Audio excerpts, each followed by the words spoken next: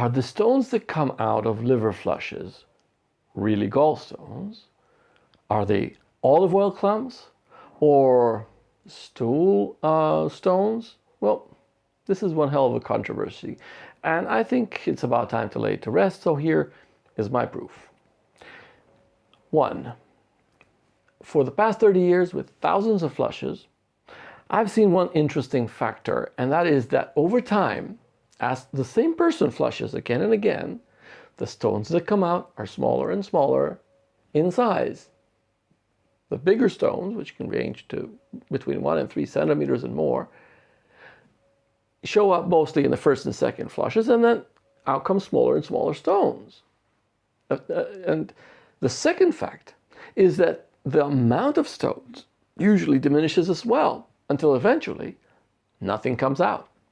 Now, just these two facts alone should be enough if you think about it, because if it was just the olive oil and the lemon juice in the process that created these illusionary stones, why would they change in size and volume and eventually stop appearing when I keep feeding that same patient the same amount of olive oil, most of the time even the same type of olive oil, the same amount of citrus juices?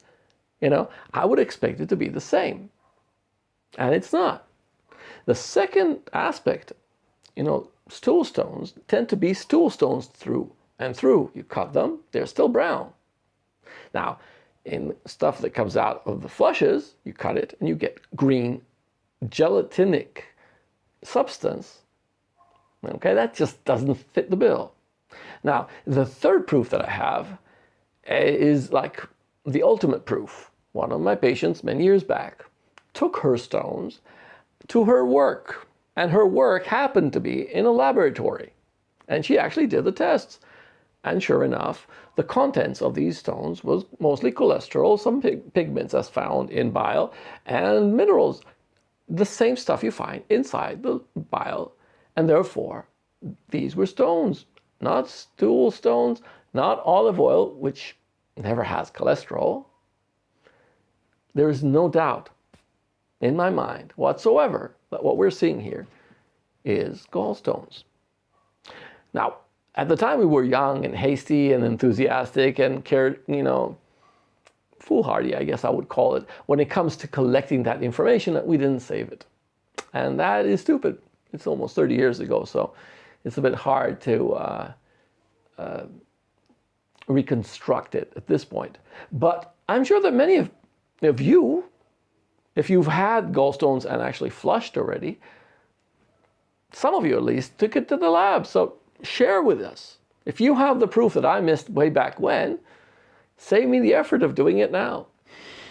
Anyway, if you need more proof as someone who's suffering from gallstones, or if you need to quiet your mind about all these debates, you're more than welcome to talk to us, either through the chat below or just join our community. It's free, and you can talk to the other patients already in there, already mid flushes.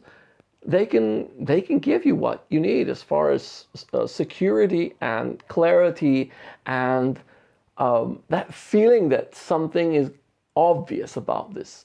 It's a fact. And believe me, from experience, it's 30 years since I flushed my stones. If I still had those stones inside, I would undoubtedly have suffered once in a while. And it's been 30 years since the last time I had any kind of gallstone attack.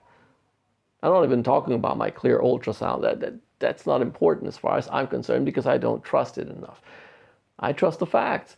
And the fact is that even if I eat a pretty heavily oiled meal, like I had for several years when I was going ketogenic, even of holistic version with fish, etc., I still had 120 grams of fat, no gallstone attack. So, fact, the link for the community will be below.